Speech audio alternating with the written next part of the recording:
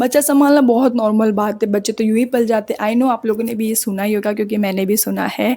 सो आज हमारी सीरीज़ का है सेकंड डे जहाँ पे मैं आपको मेरी ट्रिक बताऊँगी कि मैंने एक चेंज किया नाइट रूटीन जिससे मेरा बेबी आराम से सोया और मैं भी खूब आराम से सोई, खूब मज़े लेके।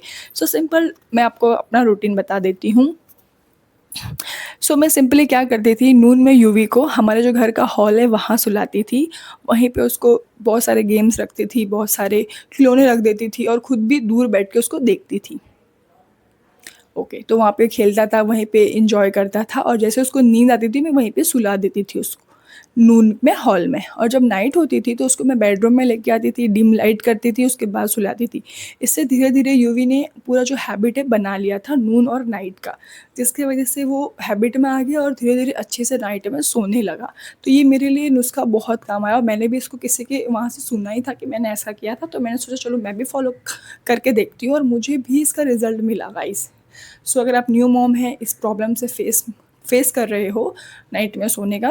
एंड उसके बाद यूवी हुआ था ठंडियों के टाइम पे और ठंडियों के टाइम में बच्चों को बार बार नहीं नहलाया जाता है बिकॉज न्यू बॉर्न्स को प्रॉब्लम हो जाती है, बीमार हो जाते हैं। तो इसके लिए मैं क्या करती थी, गर्म पानी में एक दिन उसको नहलाती थी और दूसरे दिन गर्म पानी से अच्छे से उसको पोंछ देती थी। और लेकिन ये बहुत ज़रूरी है बच्चों को पोंछना गर्म पानी से, बिकॉज इससे क्या होता है ना कि बच्चे बहुत फ्रेश फील करते हैं और लॉन्ग टाइम तक अच्छे से सोते हैं। और एक इम्पॉर्टेंट बात ये भी आपको बताना चाहती हूँ जो मैंने फ़ॉलो किया था।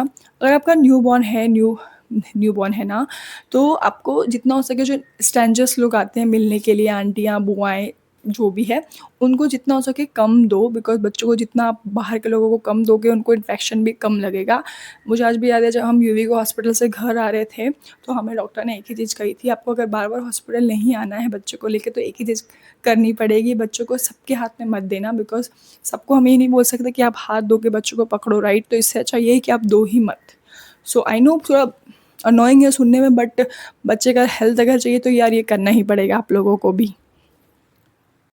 और मैंने अपने बेबी के लिए हमेशा से स्टार्टिंग से हिमालय ब्रांड ही चूज़ किया है। मुझे बहुत अच्छा लगता है इसके प्रोडक्ट्स। मेरे पास पूरी किट है, मैं आपको दिखाती हूँ, देखो। ये वाली किट है पूरी हिमालय की।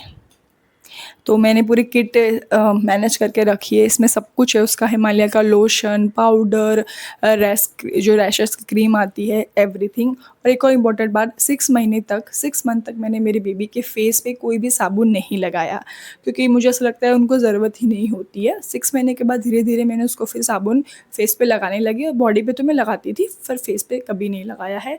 तो ये भी मैंने एक चीज़, एक और इम्पॉर्टेंट बात मैं ये बताना चाहती हूँ जो मैंने फ़ॉलो किया था। मेरा जब बेबी हुआ था ना, मैं उसको 2 महीने तक नए कपड़े नहीं पहनाए थे। बहुत लोग को ऐसा होता है कि छठी के टाइम पे पहनाते हैं। तो मैंने छठी के टाइम पे पहनाया था एक दिन, जिस दिन होता है। उसके बाद मैंने 2 महीने तक उसको सिर्फ़ पुराने कपड़े इन द सेंस जो मेरे फैमिलीज़ में, जैसे मेरी बड़ी सिस्टर है, मेरी ननंद है, ओके? फिर मेरी भाभी है, उनके जो बच्चे हैं वो एक यूवी से कोई 6 महीना बड़ा है, कोई 1 साल बड़ा है, ऐसे ही है। तो उनके ही कपड़े मैं उसको 2 महीने तक पहनाया था, जिससे क्या है स्किन का रैश ना हो। और जब वो कपड़े आप पहनाओ ना, उससे पहले आपको मेक श्योर आप गर्म पानी में अच्छे से उसको वॉश कर लो और सुखा लो, अच्छे से धूप लगा लो, उसके बाद ही आप बच्चे के लिए यूज़ करो। बिकॉज़ बच्चे जब छोटे होते हैं ना, उनको बहुत जल्दी इन्फेक्शन हो जाता है, तो ये बहुत okay. So that's it for today.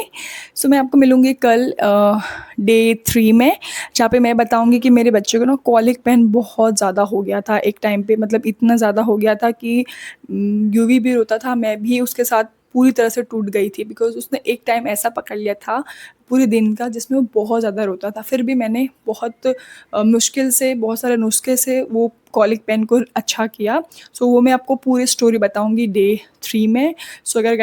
So guys अगर आपने मेरे इस सीरीज़ को अभी तक फॉलो नहीं किया है, रियल मॉम लाइफ एक्सपीरियंस के इस सीरीज़ को, तो प्लीज़ फॉलो कर लेना, बिकॉज़ आपके एक फॉलो, एक सब्सक्राइब मुझे बहुत मोटिवेशन देता है।